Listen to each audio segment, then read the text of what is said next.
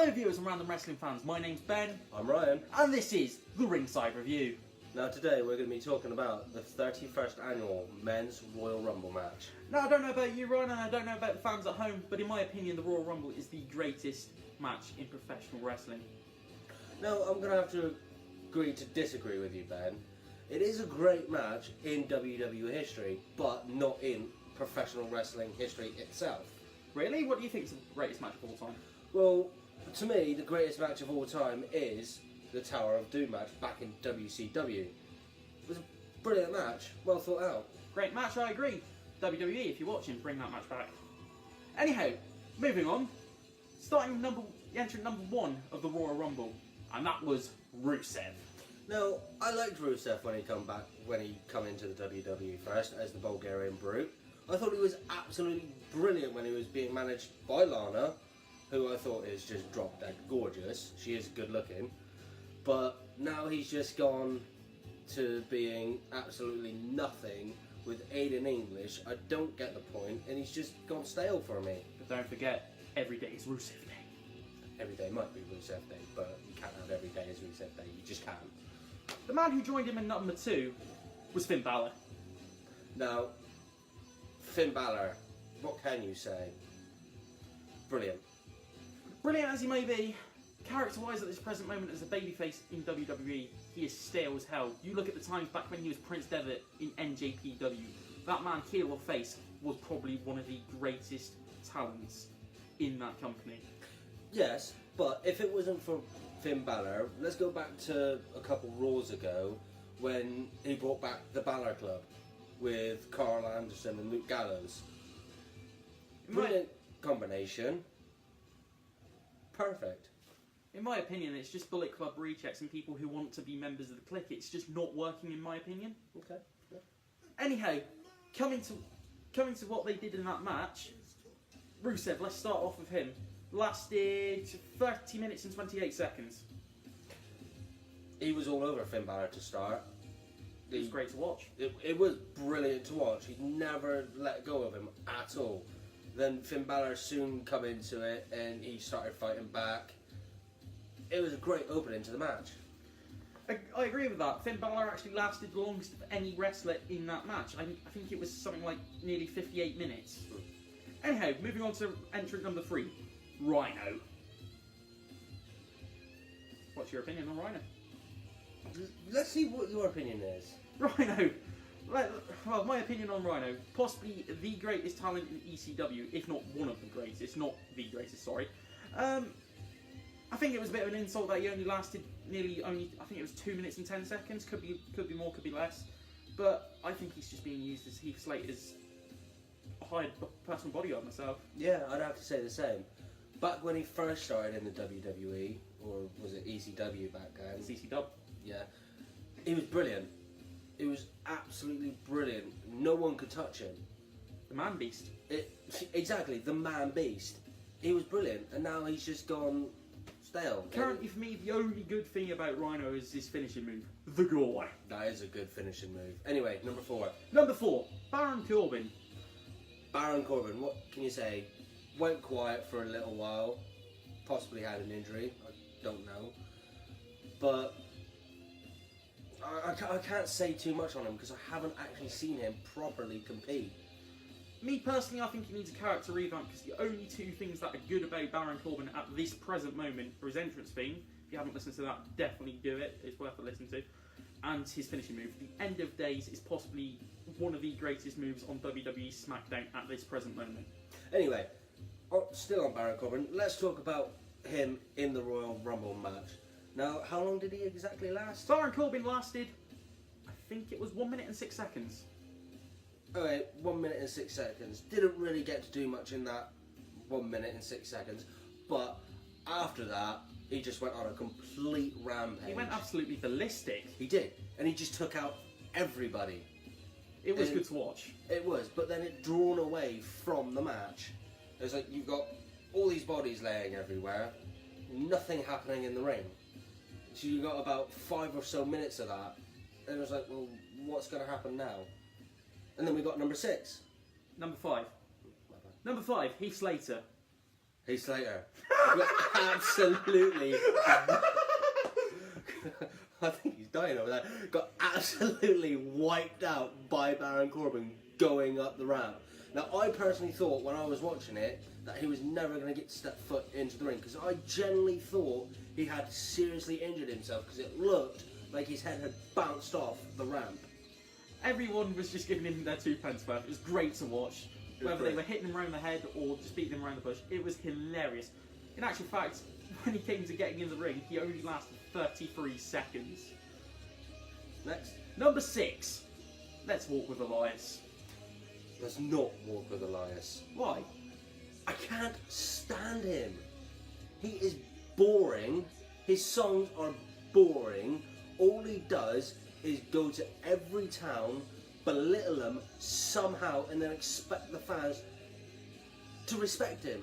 It's like the WWE are trying to play him off as a face, but he wants to be a heel, and it's not working. So I personally would rather walk without Elias. I like Elias personally. He looks like the love child of Seth Rollins and Damien Sandow. very, very true. Get a picture of the two and combine them, you'll get a picture of Elias. However, lasted a respectable 26 minutes precisely in the Royal Rumble. Impressive. Number 7, the WWE NXT champion, Andrade Cien Almas. No, can't really say too much on him. I don't personally watch NXT myself, but from what I saw in the Royal Rumble match, this man is something special. I agree. I think they have got a genuine superstar here, and I can't wait for the day that he gets pushed up to the main roster.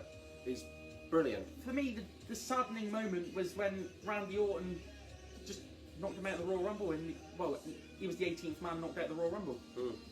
However, he did last a respectable 29 minutes and 24 seconds. Pretty impressive for an NXT superstar.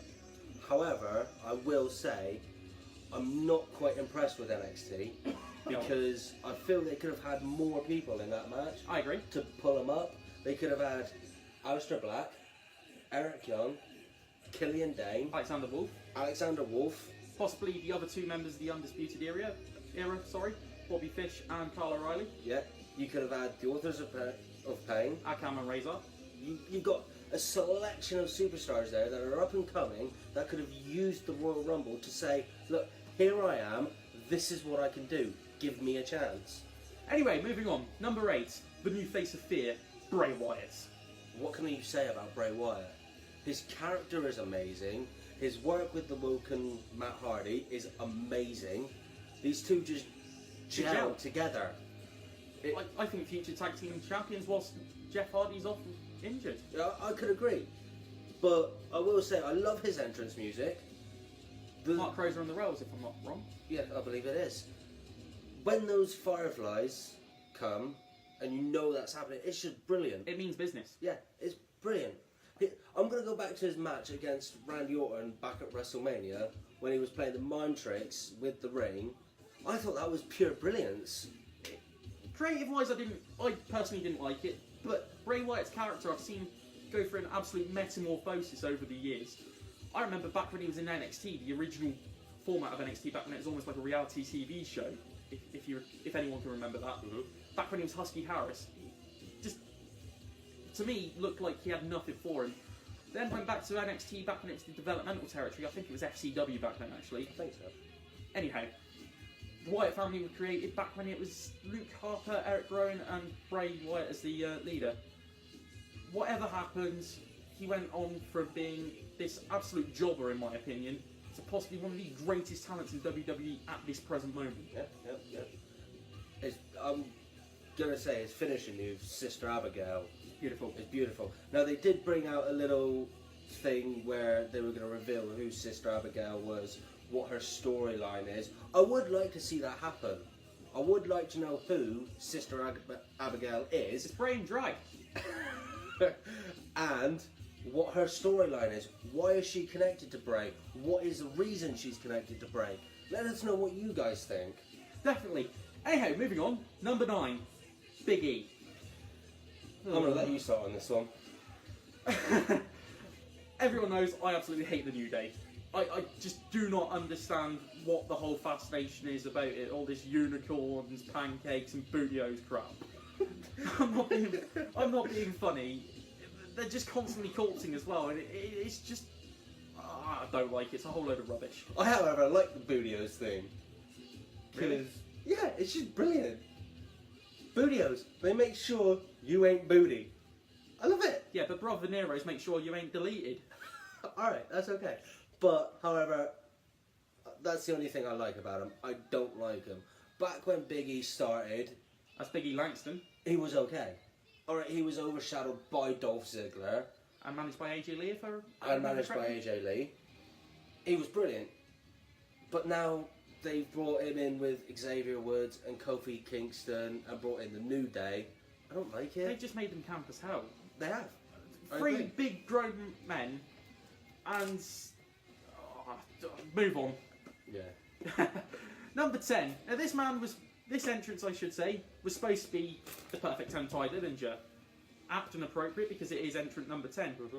But backstage he was attacked, and this was replaced with Sami Zayn. Now I've liked Sami Zayn ever since he was back in, I think it was Ring of Honor, back when he was El Generico. Mm-hmm. Great wrestler, but I think it was unneeded for him to attack Ty Dillinger. They could have just let him enter. Yeah, it was unneeded, but however, I believe that it was because he was upset that previously in his opening match with AJ Styles in the handicap match for the WWE Championship, him and Kevin Owens didn't win because they wanted to become the co-WWE champions. Now, I'm going to say that match should have actually continued because if you watch the footage, when Kevin Owens got pinned, there was never a tag made. He was never the legal partner. No. So therefore, the match should have never ended. If any referee actually knows what the correct terminology or whether this should have actually been a pinfall or not, let us know. Please. Ed Dyer, if you're out there, tell us. Joe Obery, if you're out there, tell us. Okay, number 11, Sheamus. 20 seconds, and he was eliminated by Heath Slater. Pitiful. Pitiful. That's all I can say. Sheamus is an absolute great superstar, but 20 They seconds. jumped him to Heath Slater. Really? Now, correct me if I'm wrong. Is that a new record? No. No. Godfather sets the all-time record for the lowest amount of time in the Royal Rumble. It could be Godfather or I think it's Santino Marella. 1 second. 1 second. Still, 20 seconds. 20 That's seconds piss for poor. Sheamus. Pitiful. Okay, number 12, Xavier Woods. Now, once again, you know my feelings about the New Day. I absolutely hate them. This man could be an absolute legend of a wrestler. You look at his times back when he was in TNA, back when he was Consequences Creed, back when he teamed up with Jay Lethal. Those two were amazing. And now he's just being wasted with the New Day. Just give this man a singles push. He'd be amazing. What's his thing with his trombone as well? Does he ever play it properly? Move on. Okay. Number 13, the absolute muscular meathead, Apollo Crews. I don't know what to say about Apollo Crews. I like him, and then some days I don't like him. I'm on the fence with him. I think Titus O'Neil has got something there, but he needs to break away from Titus. He needs to go out back on his own. That's all I can say.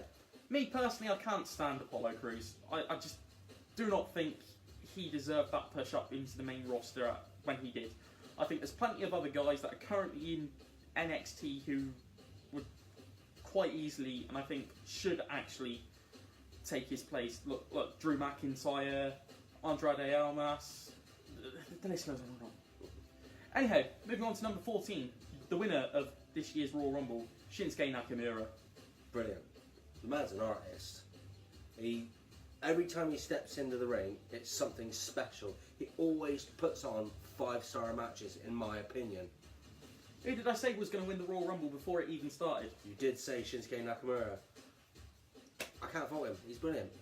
I personally, I'm not a massive fan of Shinsuke Nakamura. I think the man's finishing move is absolutely amazing. The Kinshasa. Yeah, brilliant. I mean that is a thing of beauty. It is. It is a thing of beauty. I've watched the man since he was in NJPW, and I know the bloke's an ex-professional boxer, and even in boxing and even in wrestling, he is amazing as a wrestler. I don't doubt that, and I don't fault that. But I personally do not like his current WWE character. Yep. I think, in actual fact, he's slightly overrated. Yeah. Anyhow, number 15, Cesaro. Dino, Dino, Dino, Dino, Dino. Really? Get a decent theme. Even if he went back to the old theme he used back when he was Antonio Cesaro, which was actually like a modified version of Dean Malenko's old theme, if I remember correctly. It's a shame. The guy's an amazing wrestler. He is. But as the bar with Sheamus, they aren't raising the bar. For me, they aren't the gold standard in WWE. No. There are many other tag teams that are much better than Usos. We've got the Usos. You've got the Brothers of Destruction, Undertaker and Kane. You've got the Dudley Boys. The WWE Hall of Famers, should I say. They are. You've got the Hardy Boys. The list just keeps going. There are much better tag Hell, you teams. even had Rosie and the Hurricane. You did. They were hilarious. It was brilliant. He was even called the superhero in training, if you know what that means.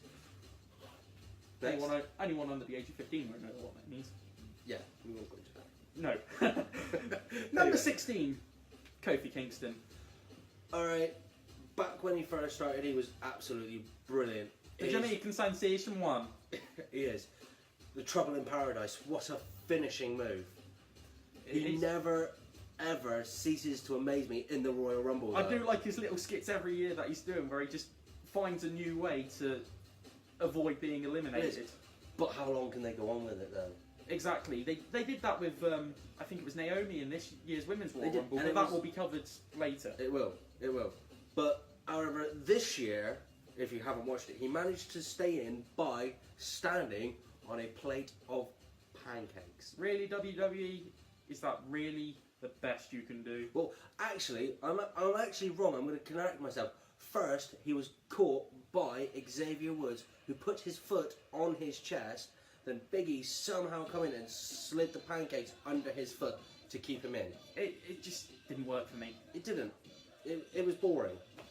Number 17, the modern day Maharaja, Jinder Mahal. Don't like. Can't stand him. I don't like him. I can't get to like him. I just actually don't know what it is about him. I don't know about you, but I actually preferred him back when he was in 3MB. I do. Back when he was with Heath Slater and Drew McIntyre.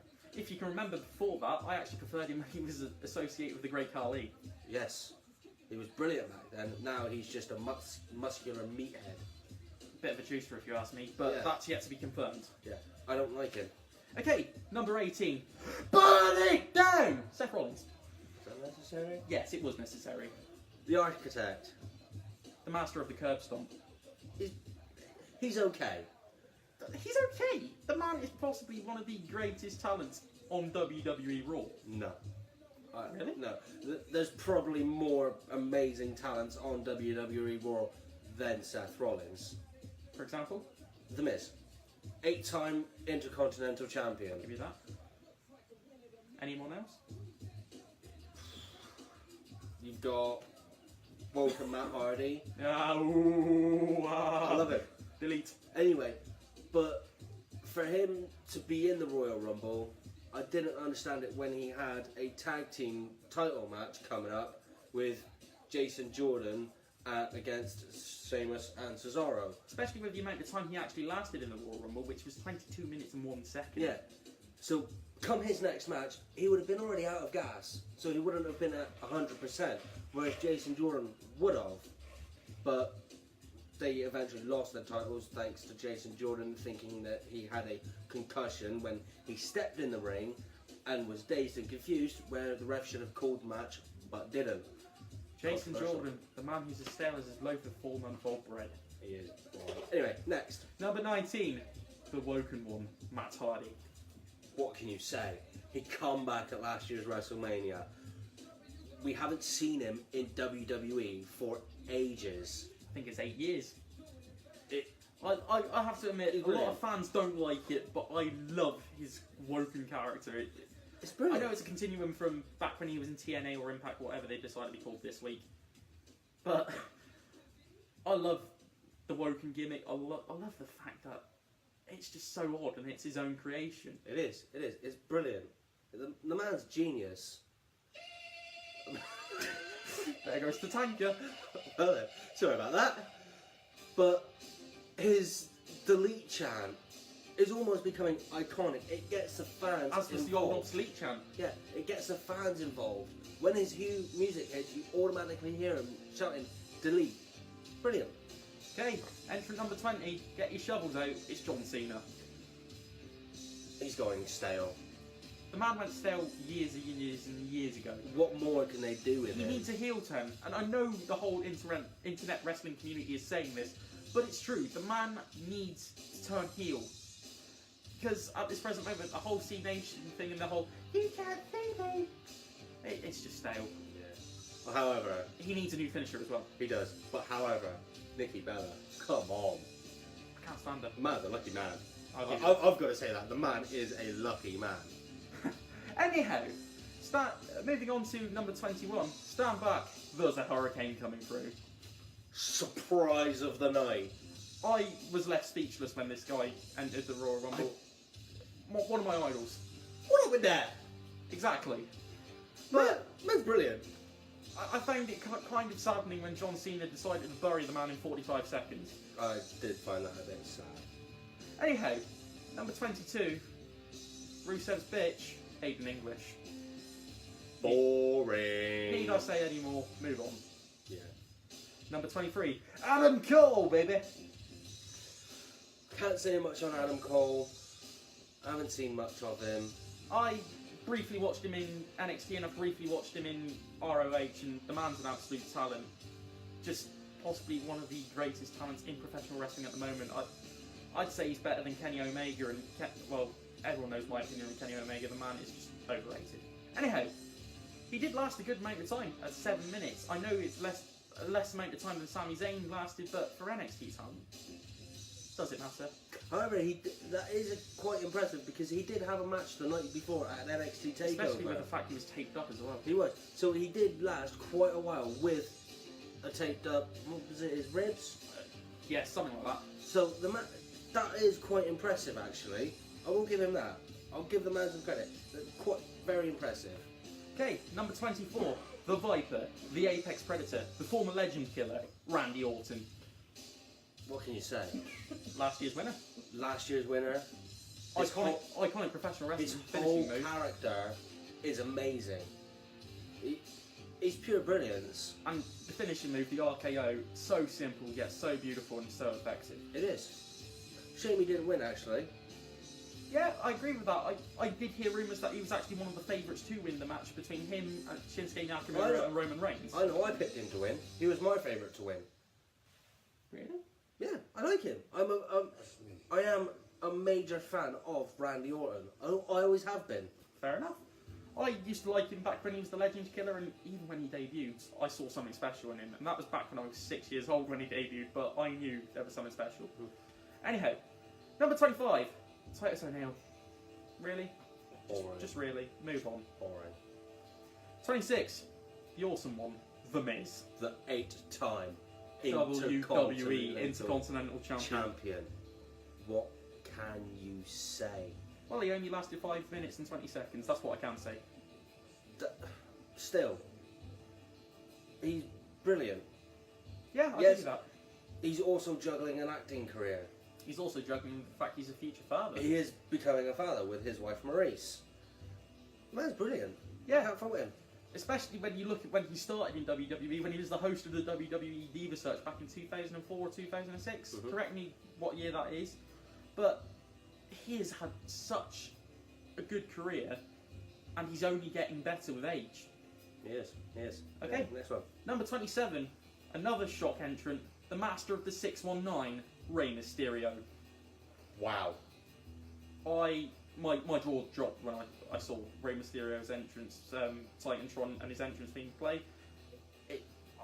I was a kid again. Yeah. The man is looking great. Now, if you watched 5-Star Wrestling last night, you would have seen him again. He is soon to be down in Plymouth with who? Eddie Ryan, Adam Maxted, and all that sort of garb. Yep. The man is a legend. We haven't seen him in WWE for 5 years. quite some time. He's been out on the independent scene, doing what he loves to do.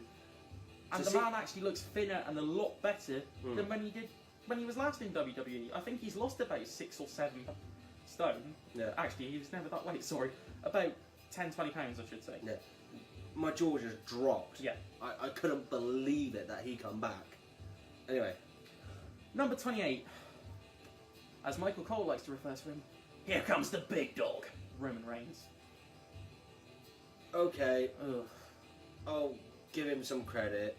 He is a powerhouse. One of The Rock's many 200 cousins. He is. As well as Nia Jax. The Usos.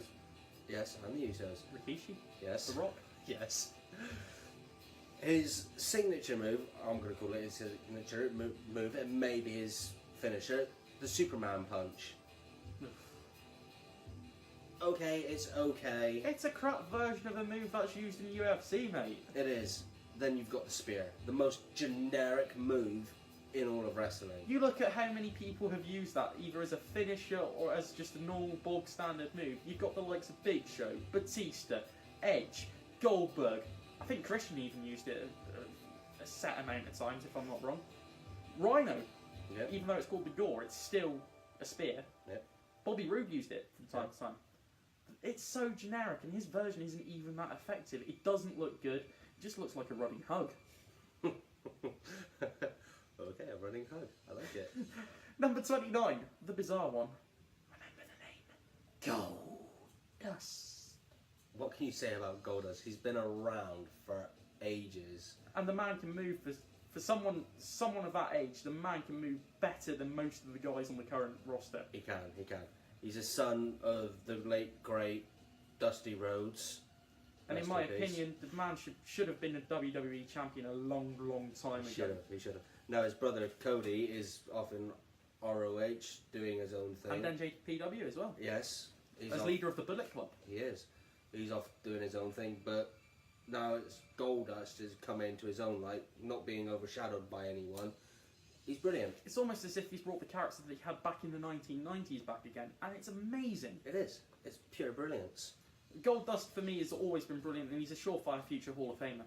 Definitely. And number 30, the final entrant of this year's Men's Royal Rumble. Another big shock. Dolph Ziggler. Wow. I thought he quit. I don't know about you. I wouldn't say I thought he quit. I knew he just taken some time out of the ring. But my opinions on Dolph Ziggler.